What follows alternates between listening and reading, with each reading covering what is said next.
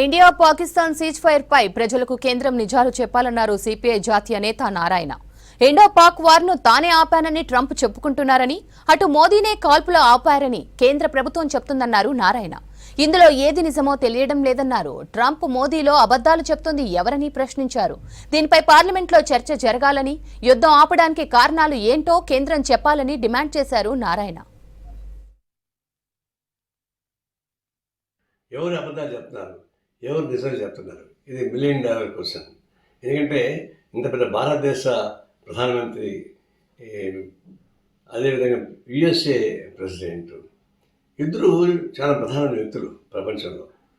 అట్లాంటి దేశాధినేతలు ఒకవైపు మోడీ, నాకు పాకిస్తాన్ వాళ్ళు ఫోన్ చేసి యుద్ధం ఆపమని రిక్వెస్ట్ చేస్తే నేను ఆపాను, మూడో వ్యక్తి యొక్క ప్రమేయం లేదని చెప్పేసి అని స్పష్టంగా చెప్పాడు.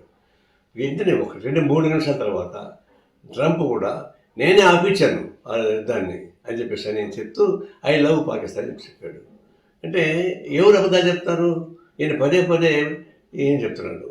పహల్గాం తర్వాత దాదాపుగా 3 రోజుల పాటు ఒక 9 స్థావరాల మీద దాడి చేసే మాట వాస్తవం టెర్రరిస్ట్ పైన.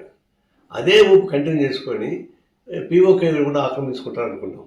కానీ ట్రంప్ ఆదేశించాడు, స్టాప్ ది వార్, లేకపోతే మీకు ఎకనామిక్ బ్లాకెట్ చేస్తా అని చెప్పి ఆదేశించాడు ఓపెన్గానే. దాంతో ఆగిపోయింది. అంటే ఇంక చర్చలు రకరకాల వస్తున్నాయి. అంటే టెర్రరిస్టులతో చర్చలకు సిద్ధపడుతున్నాడు ట్రంప్ ఒత్తిడి మేరకు. ఇప్పుడు దేశాన్ని ఇబ్బంది పెట్టడానికి కానీ, లేదంటే ప్రధానమంత్రి అబద్ధాలు చెప్తాడా అని చెప్పేసి అనే అంశాన్ని నెట్టబడతా ఉంది. ఇది చాలా విచారకరం. దీని మీద స్పష్టమైన అవగాహన రావాలంటే ఆయన పార్లమెంటు ప్రారంభించి పార్లమెంట్లో నిజాలు చెప్తే బాగుంటుంది. బయట ఏం చెప్పినా లాభంలే. తక్షణం పార్లమెంటు సమావేశపరిచి దీని మీద స్పష్ట అవగాహన రావాలి. టెర్రరిస్ట్పై సరైన అవగాహన రావాలి. అంతేగాని ఇలాంటి అబద్ధాలు చెప్తూ భారత ప్రజానీకాన్ని